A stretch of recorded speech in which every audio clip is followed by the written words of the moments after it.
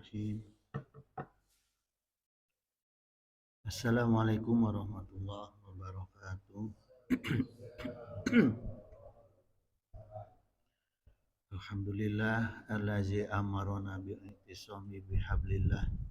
Shalawatullah wa salamuhu wa ala alihi wa sahbihi wa man sara ala nahjihi ila yaumil qiyamah.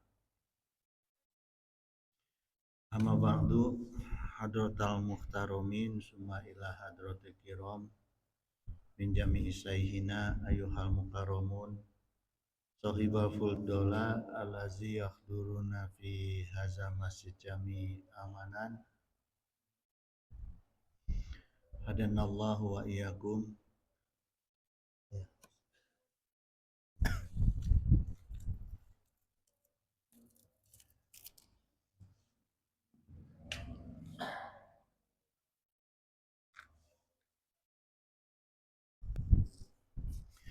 Ayuhal ikhwan, kajian kita subuh sekarang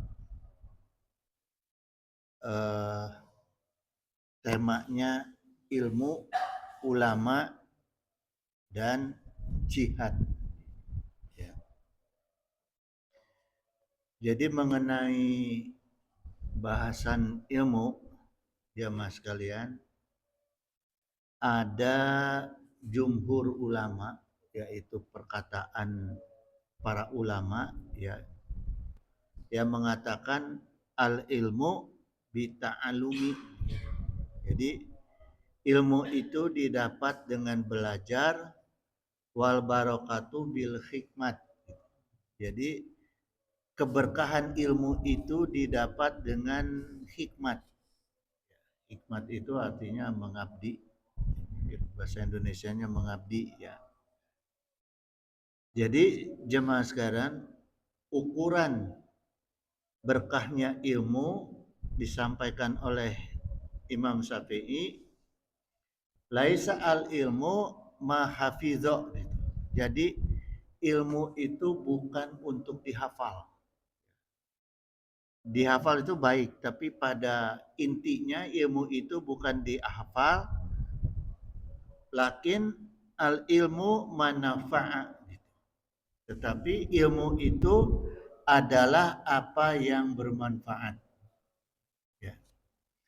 Jadi kalau kita thalabul ilmu jangan cuma dihafal gitu, tapi harus bisa menjadi manfaat bagi kita maupun bagi orang lain, ya. Maka kita bisa mendapat manfaat ilmu dari dua hal. Pertama, barokah ilmunya itu sendiri. Yang kedua, dari gurunya, kriteria gurunya. Maksudnya jangan salah pilih guru tuh, nanti nggak akan dapat ilmu yang sesungguhnya gitu, ya. Ibnu Mubarak ini dalam kitab Tahzibil al-Akmal, ya, jilid ini halaman 20 jilid 16, ya. Beliau berkata gini, bahwa derajat kenabian itu tidak ada derajat yang lebih tinggi daripada menyebarkan ilmu.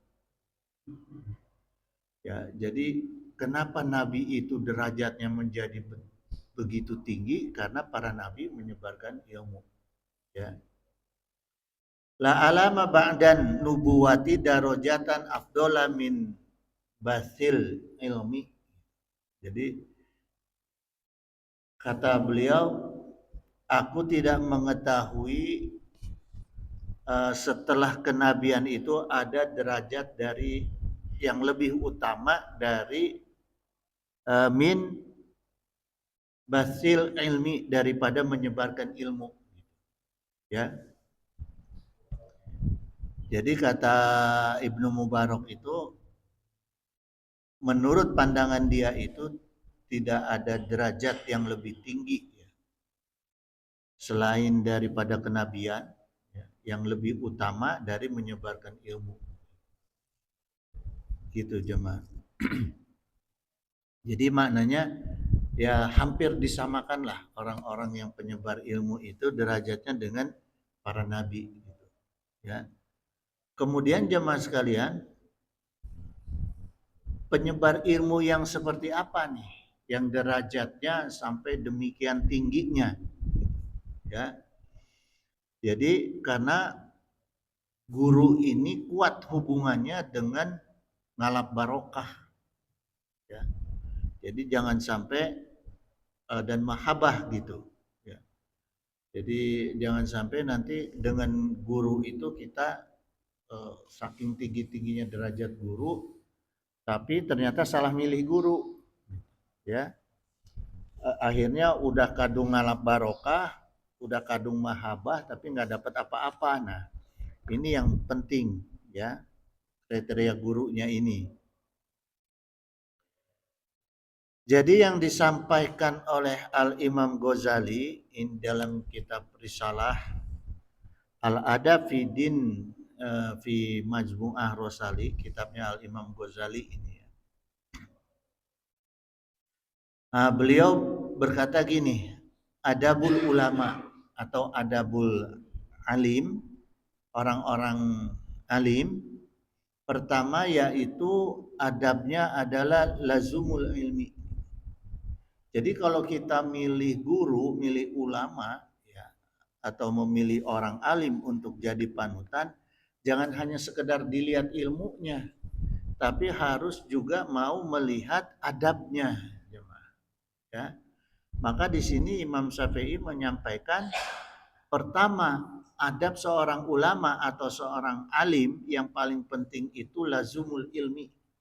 Dia mementingkan ilmu, ya. Jadi lebih dulu memahami ilmu, lebih dulu mendalami ilmu, ya, menguasai ilmu baru ngajar. Jadi jangan belum dikuasai ilmu, belum dipahami, tapi ujuk-ujuk ngajar, gitu, ya. Akhirnya jadinya kacau, dianya aja sendiri nggak paham arahnya kemana, gitu, ya. Tapi ujuk-ujuk ngajar, gitu. Nah ini nggak boleh jemaah, gitu. Jadi kalau dia sudah menentukan dirinya untuk jadi seorang ulama atau guru, ya, ya itu harus mau mementingkan ilmu. Dan jangan malas setelah ilmu, ya, tolabul ilmu. Dan wal amali bil ilmi, dan harus mau mengamalkan ilmu, jemaah, ya. Itu seperti saya ceritakan, sehari-harinya itu saya bangun setelah sholat subuh, setelah segalanya itu, ya. Kemudian sarapan dari mulai, kalau sekarang tuh dari mulai jam setengah 6 lah, ya, atau jam 6 sarapan sambil telaah kitab, ya, sambil komunikasi dengan saudara saya yang di Cianjur, sambil wiridan itu sampai jam 9. Sampai jam 9. Karena jam 9 biasa saya ngantuk terus tidur. Itu tak enak jadi pengangguran kayak gitu. Kalau kerja nggak bisa. Gitu, ya.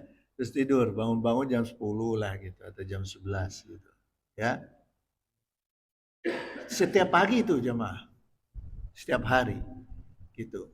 Jadi walaupun udah pernah dibaca ya diulang lagi gitu supaya benar-benar memahami gitu, ya. Karena kan saya ngajar bukan hanya di sini aja gitu. Jadi memang harus benar-benar.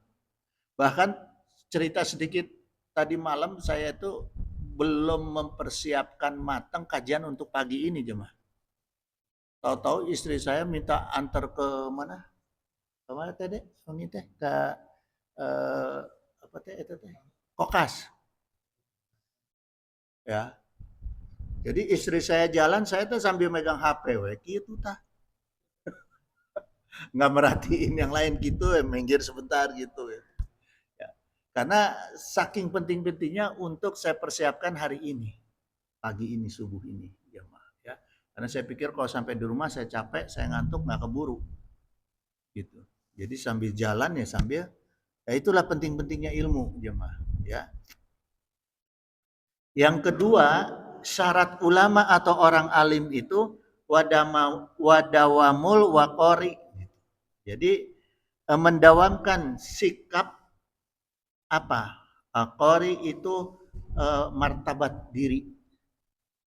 Jadi seorang alim atau seorang ulama itu harus selalu menjaga martabat dirinya, jaga akhlaknya, jaga sifatnya, jaga perilakunya gitu. Ya. Harus selalu sadar tuh.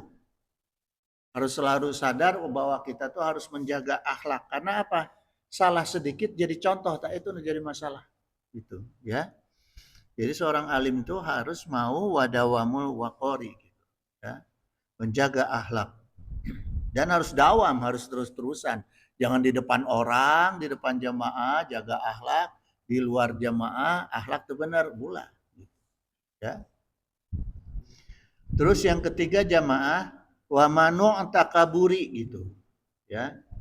Wa manu ini maknanya mana'a atau mamnu gitu. Jadi kalau di Arab tuh ada istilah mamnu, dilarang gitu ya. Gitu. Nah, jadi yang ketiga itu syarat jadi seorang ulama itu wa manu takaburi. Dilarang untuk takabur. Tidak boleh sombong ya. Jadi kalau orang Sunda bilang ulah asa paaina gitu ya. Jangan merasa paling hebat, jangan merasa hebat ya. Seorang alim itu dilarang takabur. Kenapa jemaah? Di atas langit ada langit. Ya. Nah itu dilarang. Yang keempat syaratnya yaitu watarkut doa ibihi dan selalu mendoakan gurunya. Ya. Kenapa? Karena dia menjadi orang berilmu karena guru. Nggak mungkin dia jadi orang berilmu tanpa guru gitu. Ya. Maka saya diajarin di pesantren saya di Gentur itu setiap pada sholat Jumat kita langsung sholawatan isol hadiah ke semua orang tua dan guru-guru mulai dari Rasulullah ya mulai dari Rasul terus sampai ke orang tua dan guru-guru kita gitu. Itu setiap pada Jumat jamaah dawamnya itu ya. Terus yang kelima warifku bi al mutta'alumi gitu. Kemudian yang kelima itu harus lembut, harus ramah dalam menyampaikan materi gitu ya. Harus lembut kepada murid-muridnya atau jemaah-jemaahnya. Terus yang keenam itu wata'ani bil muta'ajjarofi gitu. Kemudian harus selalu berhati-hati dan sabar ya kepada orang-orang yang arogan. Karena bukan tidak mungkin ada aja jemaah orang-orang yang arogan. Ya. Harus mau sabar seperti orang-orang yang itu. Seperti itu ya. Kalau di sini alhamdulillah gitu. Jamaah anteng gitu ya. Di tempat lain kan suka ada jamaah yang arogan lah. Bertanya tapi ngajago gitu ya. Maka yang ketujuh kata Al Imam Ghazali wa islahul mas'alati lil balidi gitu ya. Memperbaiki tugasnya seorang ulama itu memperbaiki orang-orang yang bodoh. Nah, kenapa bodoh? Karena malas. Nah, ini tugas ulama. Jangan gini, dia santri dasarku santri bodoh diantap we, ditinggalin. Ya, sana bodoh we sorangan gitu. Enggak. Tugas ulama itu harus benar-benar menghilangkan kebodohan itu gitu ya. Karena ceritanya gini jemaah. Ibnu Hajar al-Asqalani kenapa dinamai Ibnu Hajar itu karena dari disebut anaknya batu. Ya. Ibnu Hajar itu ceritanya murid yang paling bodoh. Saking kesabaran gurunya dan tekad gurunya merubah Ibnu Hajar, ya dinasehati terus sampai Ibnu Hajar itu malu sendiri, nangis sendiri, akhirnya nyumput ke guha. Ketika di guha dia lihat ada batu yang selalu ketetes air sampai bolong. Batu itu ke air gitu ya, karena selalu ketetes air gitu. Akhirnya dari situ dia cerita ke gurunya, kata gurunya, "Tah, itu ilmu." Jadi sekeras apapun diri kita, sebodoh apapun diri kita, kalau terus-terusan ditetesi ilmu, maka akan jadi ulama, jadi orang alim, ya. Gitu. Jadi jangan cepet-cepet ngejudge, ini mah orang bodoh tinggalin, enggak. Gitu. Harus mau gitu ya, harus mau terus eh, niat memperbaiki orang-orang yang bodoh, karena sesungguhnya nggak ada yang bodoh, cuma malas aja gitu, ya. Kemudian syarat ke-8 seorang ulama itu wabarkul anfati min qaulin la adri. Nah, seorang ulama itu harus mau merendahkan diri dengan min qaulin la adri, dengan mengatakan saya tidak tahu. Jangan segala pertanyaan dianggap tahu dan dijawab akhirnya sok tahu. Gitu. Ya, nggak bisa. Jadi eh, harus mau itu mengatakan tidak tahu. Kalau tidak tahu ya tidak tahu. Gitu. Jangan sok tahu asal jawab aja. Gitu. Ya. Kemudian yang ke-9 syarat ulama itu wataqumu himatahu inda su'ali. Gitu. Dan harus semangat, harus kelihatan semangat ketika menjawab pertanyaan. Kenapa harus semangat jamaah? Karena khulasotan minas sa'ili li ikhlahis sa'ili gitu. Karena untuk menyimpulkan, ya, ulama itu menjawab pertanyaan harus semangat karena dia itu untuk mengetahui apakah yang bertanya itu murni atau yang bertanya itu sekedar ngetes gitu, ya. Kadang-kadang kan ada orang yang bertanya cuma mau ngetes, bukan bukan tahu gitu, ya, tapi cuma mau ngetes aja gitu. Yang sederhana apa jemaah? Kalau kita nyampaikan hadis, terus ada yang nanya nih, Ustadz atau Kang Haji, hadis yang tadi Kang Haji sampaikan sanatnya seperti apa, riwayatnya seperti apa? Tak, itu ciri orang ngetes. Karena yang ditanya bukan makna isi dari kalimat hadis, gitu, ya. Tapi unsur pendukung hadis seperti sanatnya, riwayatnya, itu berarti orang ngetes, gitu, jemaah, ya. Nah, terus yang ke-11, ya, syarat seorang ulama itu watarkut takalufi gitu. Dan harus meninggalkan kepura-puraan. Jangan jadi orang purba. Nah, itu ulama nggak boleh jadi orang purba. Tahu nggak orang purba apa? Pura-pura baik. Nggak boleh. Jadi ulama mah nggak boleh itu jadi orang purba, ya. Pura-pura baik di depan batur. Gitu. Kalau mau tahu aslinya karakternya seorang alim, itu tanya sama istrinya. Karena istrinya pasti tahu, ya, pasti tahu istrinya tuh, gitu, ya. Atau sama anaknya lah misalnya, ya. Terus yang ke-12 jamaah sekalian, ya, syarat ulama itu wastima'ul hujati, dan harus mau mendengarkan alasan, ya, atau argumen, ya, hujah. Hujah ini artinya alasan atau argumen, wal qabulilaha wa in kanat minal khosmi, sekalipun, ya, hujah itu datangnya dari lawannya, ya. Ada orang nih yang musuhan sama kita gitu, ya. Terus dia menyampaikan hujah atau menyampaikan apa, alasan yang benar, ya harus dibenerin, harus diakui gitu. Jangan karena di depan orang nih musuh kita ngomong benar, kita bilang oh salah dia, nggak benar. Harus yang benar harus ditegaskan benar, sekalipun itu dari musuh atau dari anak kecil, ya. Gitu jamaah. Maka guru-guru atau jamaah atau ulama yang memenuhi syarat tadi itulah yang layak mendapat penghargaan, mendapat hikmat, Ya. Pertama minimal doa, jemaah. Doa bentuk hikmat itu bisa kita mendoakan, bisa kita menziarahi, bisa kita menghaulkan. Kemarin kita udah cerita haul ya, eh, para ulama itu. Kalau yang masih hidup ya pasti doakan. Gitu.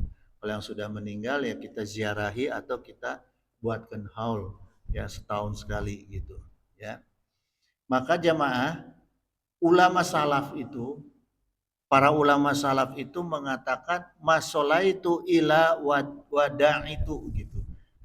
Tidaklah aku mengerjakan sholat ya ila kecuali wada itu mendoakan baik kedua orang tua maupun lawilazi walimas syaihi jami'an, semua guru-gurunya. Jadi ulama-ulama dulu itu gitu. Kalau habis sholat itu bukan hanya orang tua yang didoakan, semua guru-guru didoakan. Gitu. Ya. Tadi saya dengar Akang habis sholat subuh nimamin tuh menyampaikan istighfar untuk guru-guru juga gitu. Ya. Walaupun nggak disebut namanya satu-satu, tapi ya itu bagian dari takzim kita kepada guru gitu. Ya. Kemudian jamaah sekalian, seperti apa makna haul? Ya. Kemarin yang saya jelaskan bahwa haul itu memang dicontohkan oleh Rasulullah SAW.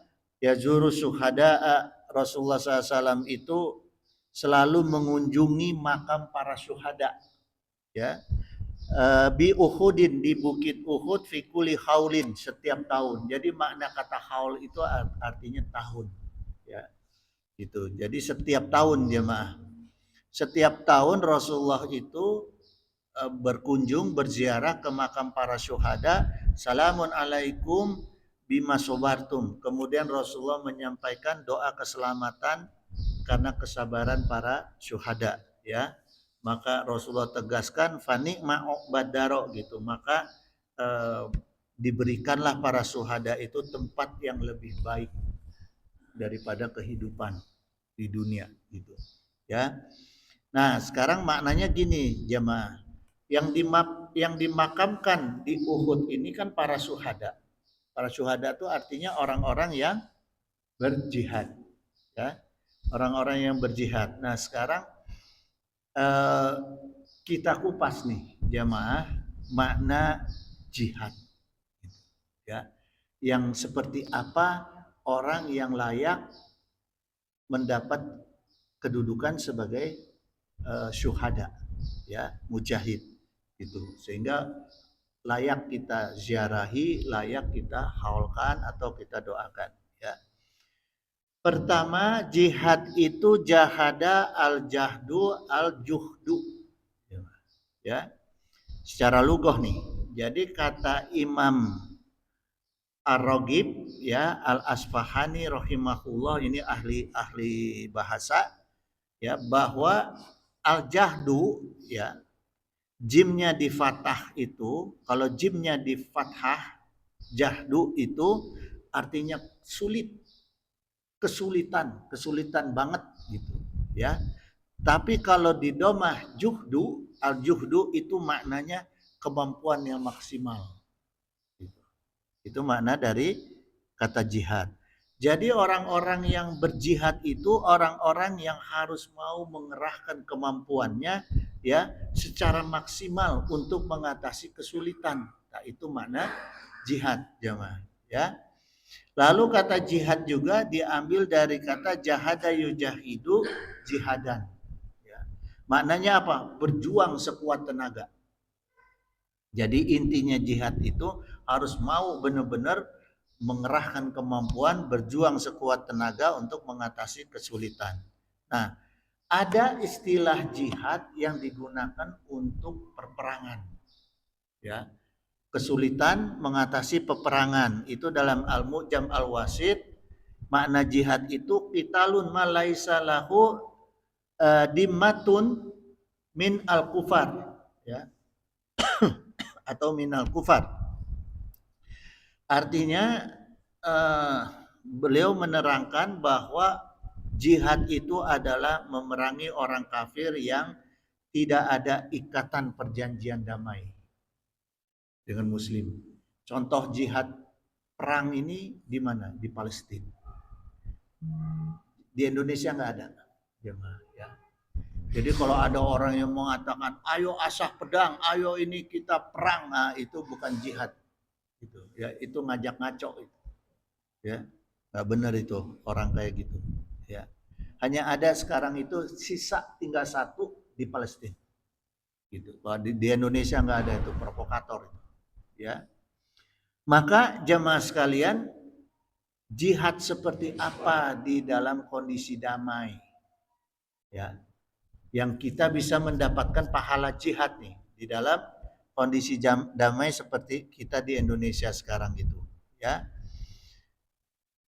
Allah Ta'ala berfirman, pertama, jemaah, jihad pertama itu dalam Al-Furqan ayat 52, fala tuti'il kafirina. Jangan mengikuti orang kafir. Itu yang pertama. Jihad yang pertama ya. Nah, ya akhir tahun tuh, awas tuh. Ya, akhir tahun tuh, jangan sampai tasabuh. Haram tuh tasabuh. Ya. Karena di tahun baru tuh ada 3 agama tuh, 3 kepercayaan. Main api, pesta kembang api itu orang-orang Majusi yang ibadahnya dengan cara api, ya. Jadi kalau orang Islam jangan ikut-ikutan mainin api. Api pakai untuk masak entos. Ya. Terus yang kedua, lonceng. Nasrani, yang ketiga trompet Yahudi. Sok main trompet malam tahun baru, ya. Yang ngerjain siapa tuh? Orang Islam. Hah? Kemana imannya? Nggak ngerti saya.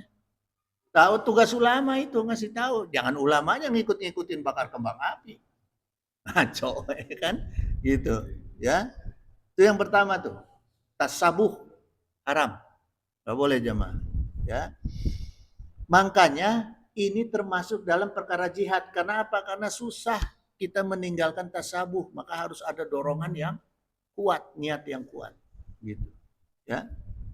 Coba di mall-mall orang Islam suruh pakai topi-topi naon tah? Sinterklas ya, sinterklas. Ya. Itu udah nggak benar itu. Gitu. Nah, kalau mau jihad walaupun disuruh sama bosnya jangan mau pakai peci we. Gitu. Ada yang aneh lagi. Ada yang aneh lagi, saya dikirim video ada ulama pakai peci merah putih ya. Pakai nanti sorban merah, merah putih tapi ngomongnya ngaco. Aduh, udah. Akhir zaman. Ya. Terus yang kedua, jamaah, jihad yang paling besar ya di luar masa perang yaitu waqala Nabi SAW roja'tu minal jihadi al-asghari ilal jihadil akbar gitu. Jadi setelah pulang dari perang Badar itu Rasulullah mengatakan kita kembali dari perang yang kecil menuju perang yang besar. Ya, faqila sahabat bertanya, "Wa ma jihadul akbar ya Rasulullah?" Faqala maka dijawab Rasulullah, "Jihadun nafsi." Jihad melawan hawa nafsu sendiri. Nah, ini jihad yang paling utama, yang paling besar, ya. Kemudian yang ketiga, di masa damai ini berjihad dengan dakwah. Jadi ingat jemaah, dakwah itu pahalanya, ukuran hukumnya itu disamakan dengan jihad. Dakwah itu, ya. Allah Ta'ala berfirman dalam Al-Furqan ayat 52, wajahidhum bihi, dan berjihadlah kepada mereka dengan bihinya ini hitopnya dengan Quran. Artinya dengan ilmu agama, ya. Jadi berjihad, berdakwah, mendakwahkan agama itu adalah jihad, jemaah. Ya. Bahkan Allah mengatakan jihadan kabiro. Gitu, ya. Jihad yang besar. Coba buka di Al-Furqan ayat 52. Jadi maknanya apa, jemaah? Dakwah itu adalah jihad. Nah, cuma saya tanya nih, kalau sahabat atau orang Palestina yang sekarang nih berjihad melawan Israel, melawan kafir, ya, para sahabat Rasul yang berjihad melawan kafir, dibayar tuh? Dibayar nggak? Saya tanya. Hah? Hah? Nah, sedangkan dakwah tuh sama dengan jihad. Jadi kalau ada orang yang dakwah dibayar, berjihad bukan? Melanggar hukum Allah bukan? Nah, kita tahu ya, sederhananya. Ya, itu jemaah. Karena perintah Allahnya tadi wajahidhum bihi, ya. Berjihadlah terhadap mereka dengan apa? Bihi, dengan Quran ditujukannya ini, dengan ilmu agama gitu. Bahkan dikatakan jihadang kabir, jihad yang besar, ya. Kemudian jemaah sekalian, apa imbalan jihad? Nah, imbalan jihad itu dijelaskan di dalam Al-Anfal ayat 41, yaitu gonimah, ya. Wa'lamu annama ghanimtum min syai'in, ya. Wa'lamu annama ghanimtum min syai'in. Wa'lamu, wa'lam, ketahuilah, ya, annama sungguh apa saja ghanimtum min syai'in, apa yang diperoleh dari harta rampasan perang itu, fa anna lillahi, ya, maka sesungguhnya seperlimanya itu untuk Allah, ya, maka untuk Allah. Humusahu, kemudian seperlimanya, wali rasuli, dan untuk rasul. Kemudian walizil kurba, kemudian untuk anak-anak yatim, kemudian eh, waliyatama, ya ini. Walizil kurba ini maksudnya untuk para kerabat, kemudian untuk orang yatim, anak yatim, wal masakini untuk orang-orang miskin, dan wabni sabil untuk ibnu sabil, orang-orang sabil, ya. Jadi yang disebut uh, gonimah jamaah, ya, bayaran atau hadiah dari Allah dari berjihad itu adalah bentuknya gonimah. Nah, untuk siapa gonimah ini sudah diterangkan oleh Al-Quran, sudah dijelaskan, ya. Jadi untuk Allah, seperlimanya untuk Rasul, untuk kerabat, para kerabat Rasul dan kerabat orang-orang yang berjihad, ya. Kemudian para anak yatim, orang miskin, dan ibnu sabil. Itu hadiahnya orang yang berjihad tuh. Udah ditentukan kepada siapa saja. Ada nggak mubalik dai disebutkan di sini? Hah? Hah? Apanya? Tapi berjihad nggak? Ya, artinya gini jamaah. Tadi saya udah buka makna secara lugoh kata jihad, ya. Bahwa jihad itu harus benar-benar berusaha keras, harus benar-benar mau dengan perjuangan, ya, gitu. Jahada yujahidu jihadan. Harus mau usaha keras. Nah, sekarang kalau orang jadi mubalik, jadi dai, usahanya keras nggak? Datang dijemput pakai mobil alus. Eh? Nggak segitu, dikasih makanan yang lebih mewah, lebih enak daripada mustami, diberi amplop. Jihad bukan itu. Nah, yang jihad itu orang-orang yang waktu itu saya ketahui persis, orang-orang yang langsung mendakwahkan Islam di Irian, di pedalaman apa? Di pedalaman Kalimantan. Ada tim waktu itu, ya, gitu. Karena saya memberi pembekalan. Itu benar-benar diterjunkan jamaah. Nah, itu asli. Itu ya. Tapi kalau cuma jadi mubalik, jadi dai yang kemudian disanjung-sanjung diberi kenikmatan dunia, jihad bukan itu. Bukan. Nggak masuk dalam kategori Ibnu Sabil gitu. Jamaah ya. Maka dakwah ini karena konsepnya jihad tidak boleh minta upah. Gitu. Jamaah ya. Wa qalallahu ta'ala wala tastaru bi ayati samanan qalila. Jangan kamu tukarkan ayat-ayat aku dengan harga yang rendah. Ini Al-Baqarah ayat 41. Bukan kata saya. Silahkan baca Al-Baqarah ayat 41. Apa pesannya Allah? Ya. Yang kedua, pesannya Rasulullah SAW tegas. Rasul mengatakan, man akala bil ilmi, siapa yang makan dengan ilmu aku, tosamallahu ainiyihi, gitu. Aina yihi, gitu. Ya. Jadi Allah akan butakan ain ini matanya, kedua matanya. Ainayihi, artinya kedua matanya dia. Allah akan butakan matanya, au wajhahu, kemudian wajahnya itu Allah bikin gelap. Ya.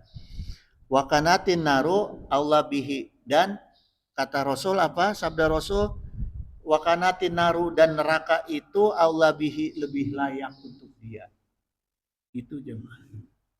Jadi tegas nih Rasulullah sampaikan. Ya, karena apa? Karena dakwah masuk ke dalam jihad. Jadi dakwah dipakai untuk alat cari makan aja nggak boleh. Apalagi dicari untuk beli motor, beli mobil misalnya, nggak boleh. Ya, gitu. Nah, kemudian jamaah sekalian, dalam tafsir Al-Maraghi disebutkan bahwa jihad itu dibagi tiga. Ya, pertama jihad saif. Jihad saif itu jihad yang dengan pedang. Ya, artinya perang gitu. Yang kedua adalah jihad hujah, jihad yang dengan argumentasi. Nah, kenapa perlu ada jihad dengan argumentasi? Karena kita lihat sekarang jemaah, banyak orang-orang yang menyampaikan argumen agama salah gitu. Sesat. Ya, maka kalau ada orang yang menyampaikan argumen yang salah, kita harus mau berjihad dengan cara apa? Meluruskan. Misalnya di medsos ada orang yang menyampaikan perkara-perkara agama yang salah, ya kita luruskan. Kan ada kolom komentar, luruskan di situ. Gitu. Ya, itu namanya jihad hujah. Kemudian adalah jihad hujah itu yang paling penting sekali sekarang karena serangan kafir itu yang bahaya, yang bentuknya gozul fikri. Gozul fikri itu apa? Perang pemikiran. Nah, sekarang nih umat Islam banyak kejebak dengan gozul fikrinya orang kafir. Terutama orang-orang Yahudi. Orang Yahudi jemaah sekalian. Orang kafir itu ya dikasih kelebihan sama Allah dengan kemampuan dirinya 20 tahun lebih dari orang Islam. Ini orang kafir nih. Bani Israel, Yahudi itu diberi kemampuan sama Allah, kemampuannya itu lebih 20 tahun lebih maju daripada orang Islam. Gitu. Nah, kelebihan orang Islam itu apa? Akidah dan jihad. Makanya kaum muslimin itu bisa memerangi Kisra, bisa memerangi Romawi dalam perang Mu'tah ya. Dengan kekuatan yang cuma 3.000 lawan kekuatan yang berapa ratus ribu, Khalid bin Walid bisa memimpin memenangi itu. Dengan apa? Bukan dengan pikiran. Tapi karena Allah beri kemampuan orang-orang Islam itu ya dengan apa? Dengan tekad jihadnya jemaah. Bagaimana Tariq bin Ziyad bisa merebut Spanyol? Ya. Dengan tekad jihadnya. Gitu. Apa kemampuannya? Berpikirnya? Enggak ada. Ya. Nah, setelah mulai agak-agak damai, baru Allah kasih tuh orang-orang Islam dengan kemampuan berpikir yang lebih, sehingga muncullah Ibnu Sina, Ibnu Khaldun, para ahli-ahli Islam, ya, para ilmuwan-ilmuwan Islam. Nah, orang Yahudi sampai sekarang itu pakai akalnya, jemaah. Nah, kita orang Islam ke bawah bersaing dengan mereka dengan mencoba mengalahkan akal Yahudi. Mana mampu. Banyak orang Islam sekarang yang kuliahnya, sekolahnya di negara-negara Yahudi, negara kafir. Mampu nggak bersaing dengan mereka? Nggak ada. Ya, nah, kita terjebak ke situ. Umat Islam terjebak, ya, kepada masuk ke Ghazul Fikri, perang pemikiran, sehingga kita akhirnya terjebak masuk ke wilayah perang yang mereka di sana kuat. Itu kejebak kita. Coba sekarang kalau orang Islam dari mulai sekarang, ya udah ikutin aja aturan agama. Sejarahnya Islam seperti apa yang dibangun oleh Rasulullah, itu ikuti. Nggak bakal kalah kita sama Yahudi. Gitu. Ya.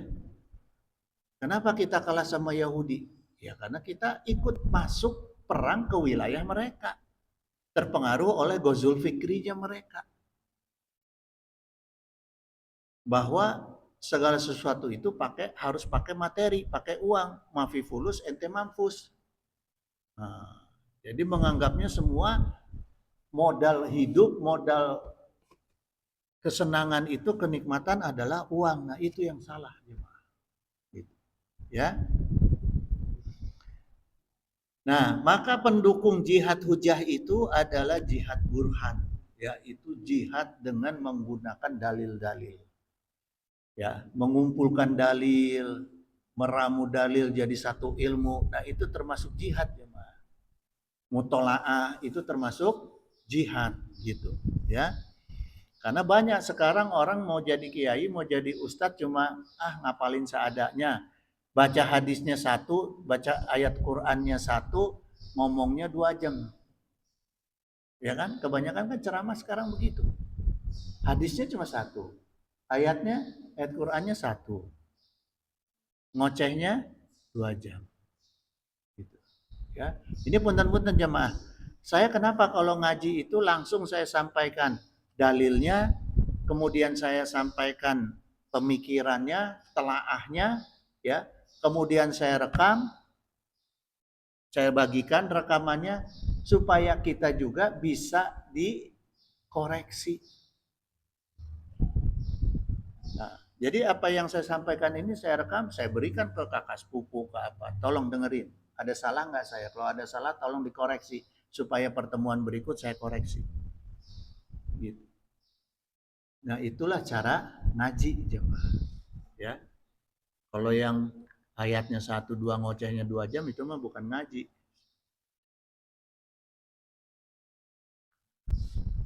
Kemudian jemaah sekalian, target jihad nih. Wa qala Nabi sallallahu alaihi wasallam wal mujahidu man jahada nafsahu fi taatillahi gitu. Seorang mujahid yaitu orang yang berjihad memerangi jiwanya sendiri dalam ketaatan kepada Allah. Nah, jadi di sini dijelaskan juga jamaah sekalian kata Rasul nih, ya. Sabdanya Rasul, orang-orang untuk taat, membuat jiwa manusia itu taat kepada Allah perlu ada dorongan jihad. Gitu. Ya. Karena gini, jemaah, ya. Jihad melawan diri sendiri itu kan lebih besar, lebih berat daripada jihad untuk ngasih tahu orang. Coba aja. Kadang-kadang ada yang ini saya dulu pernah ngalamin dulu, ya. Insya Allah sekarang udah enggak. Ke anak saya nih.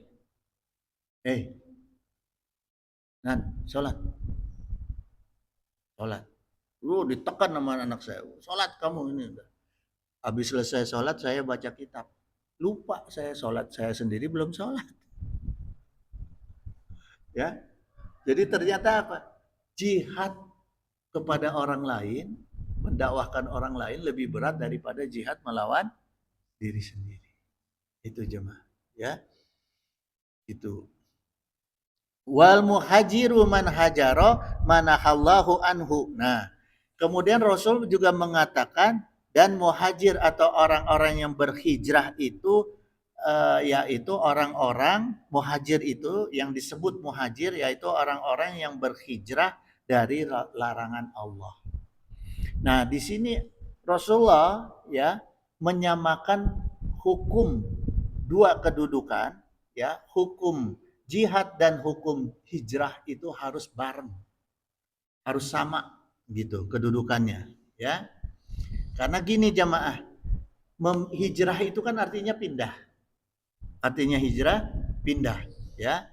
Nah, sekarang kita memindahkan kebiasaan diri kita dari kolbun mayit, hati kita yang mati, memindahkan ke kolbun salim atau memindahkan al-aqlu fasidun, akal kita yang rusak, ke al-aqlun kamilu, menjadi akal yang mulia ya, itu memerlukan dorongan jihad. Kenapa? Karena susah. Ya. Hati kalau sudah terbiasa mati, dihidupkan itu perlu ada dorongan jihad. Akal yang sudah biasa rusak, kemudian kita mau muliakan, kita mau perbaiki, itu juga memerlukan dorongan jihad. Gak gampang jemaah. Ya, maka oleh Rasulullah disamakan kedudukan jihad dengan kedudukan hijrah gitu. Ya, sama-sama sabil jemaah. Ya. Jadi kita mengontrol hati, merubah hati kita, merubah akal kita dari yang buruk ke yang baik itu tetap dihitungnya sebagai sabil. Ya, oleh Allah dihitungnya sebagai berjihad gitu, ya. Nah, kemudian jamaah sekalian, masih ada waktu nggak nih?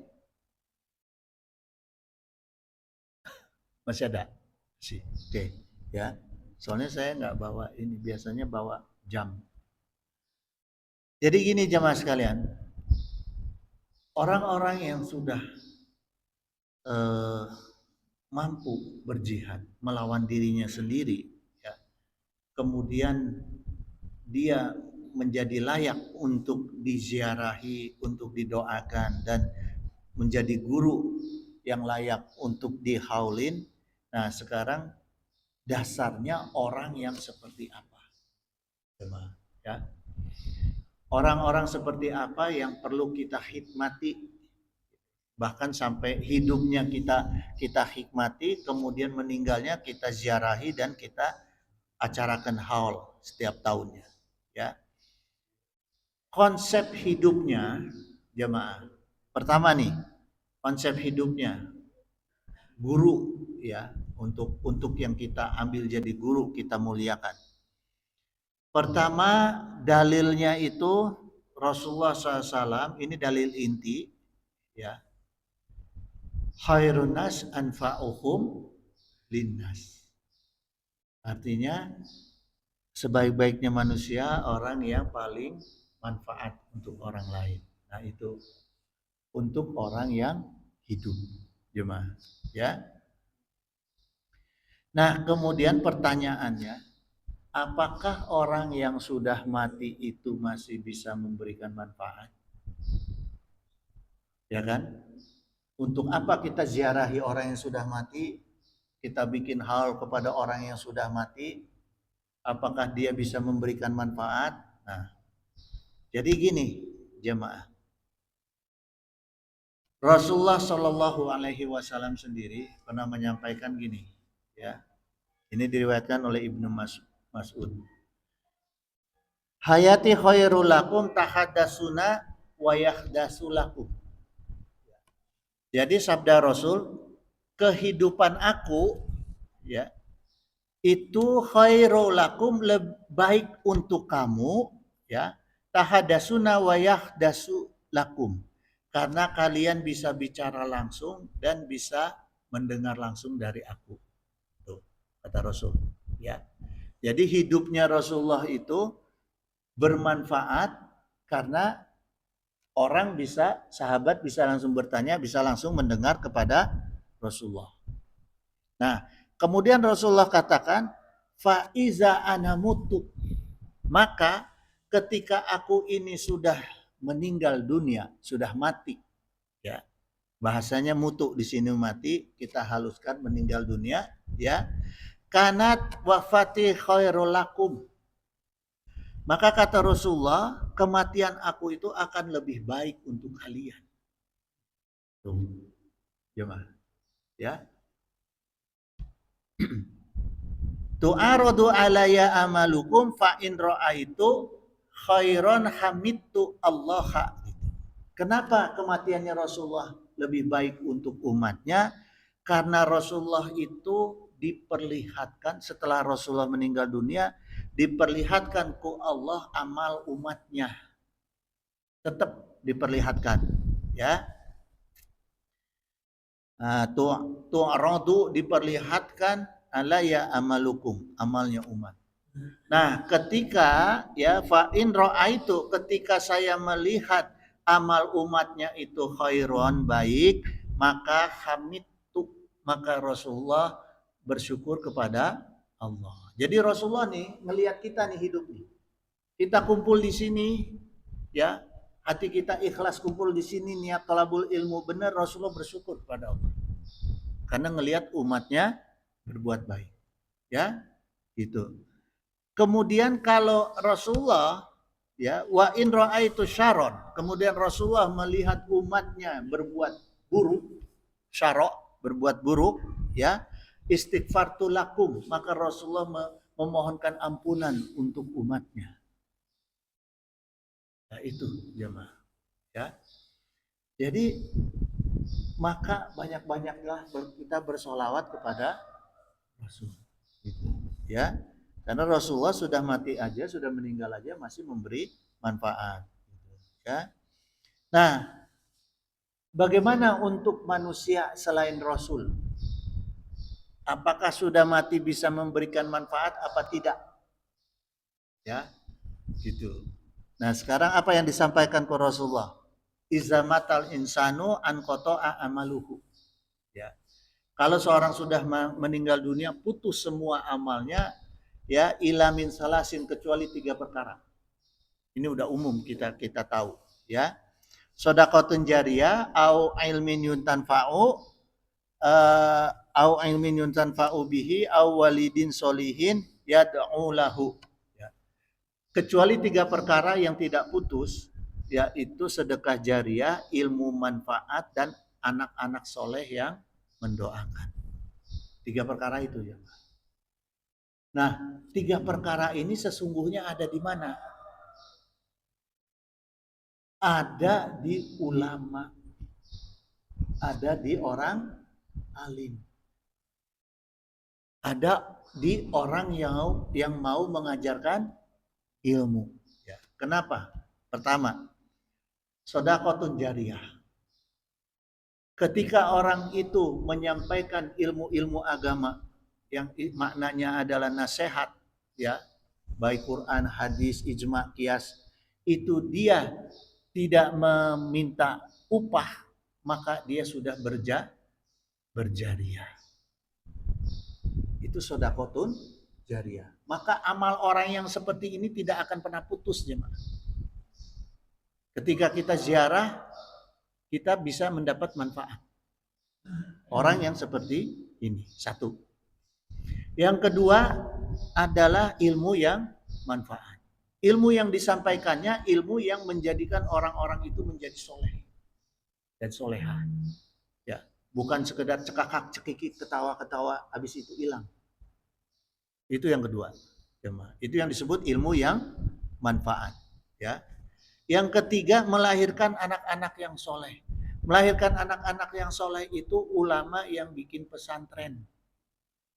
Karena yang dimaksudkan anak yang soleh itu bukan hanya anak biologis, tapi anak-anak melahirkan orang-orang generasi yang soleh dan soleha. Itu jemaah. Maka nggak kurang-kurang ulama-ulama itu didoakan ku santri. Nah, kadang-kadang anaknya ulama belum tentu ngedoain bapaknya. Santrina kalah ngadoakeun. Ya. Nah, orang yang punya kriteria yang tiga inilah jamaah yang layak kita doakan, layak kita ambil manfaatnya, kita ziarahi, dan layak kita bikin haul gitu. Ya. Karena mereka pasti ada manfaatnya, jamaah. Gitu. Ya. Jangan gini, ada ustadz sekarang, maaf ya jemaah ya, saya dalam konteks memperbaiki umat itu saya tidak memperbaiki penguasa. Karena apapun penguasa ya pasti begitu. Mau dari Romawi, mau dari Persia, mau dari penguasa Muslim, pasti jatuhnya begitu.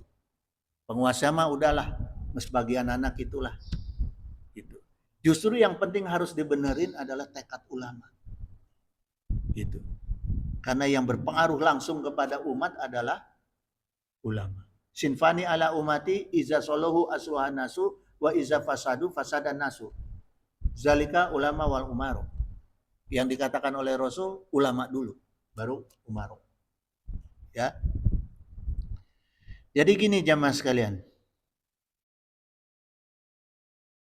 Kenapa kita mendoakan orang atau berziarah itu memberikan manfaat untuk kita, ya? Manfaatnya apa jemaah? Ini saya jelasin. Ini sebagai hadis penutup ya, karena udah kelewat nih. Gini jemaah, ini saya ambil dari kias dari sebuah hadis. Jadi urutan ilmu dalam Islam itu Quran, hadis, ijma, kias. Nah saya ambil kias dari hadis. Wa qala Nabi SAW, ma min abdin muslimin yad'u li akhihi bidokhiril goibi gitu. Seorang hamba muslim yang mendoakan saudaranya secara goib, ila qolal malaku walaka bimislin, maka malaikat itu diperintahkan ke Allah untuk mengaminkan doa tersebut dan mengatakan bahwa walaka bimislin, ya, bahwa doanya kita itu untuk orang yang kita doakan yang tidak di hadapan kita itu akan dikembalikan kepada kita. Jadi akan diijabah dua-duanya tuh. Orang yang kita doakan dan diri kita. Itu maknanya, jemaah. Ya. Ini rawahu Muslim, riwayat Muslim, ya. Nah, kemudian jemaah sekalian, maka Said Az-Zabi mengkiaskan doa ahli kubur itu dengan doa yang mendoakan orang yang secara goib, ya. Maka Said Az-Zabidi qala hal yuqaddimu adu'a li nafsihi summal maitu au bil aksi gitu. Seorang hamba yang mendoakan untuk diri sendiri dan mendoakan untuk orang yang meninggal, ya.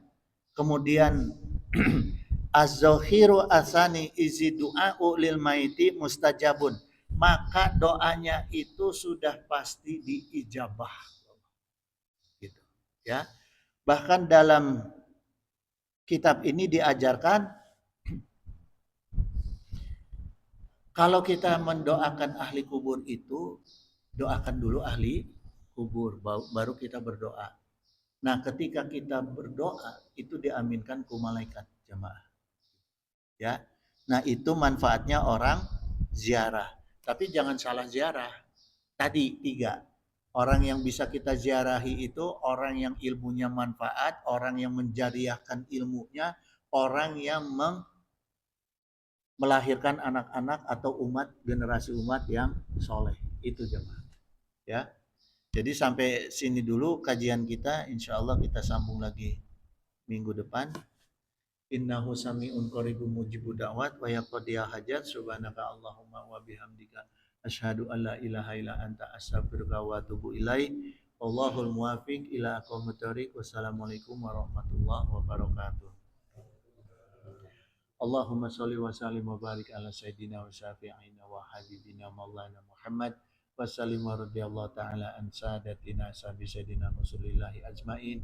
Amin ya Allah ya mujibu da'wati sa'ilin. Alhamdulillahi rabbil alamin hamdan syakirin hamdan na'imin hamdan yu'afi ni'amahu wa yukafi mazidah.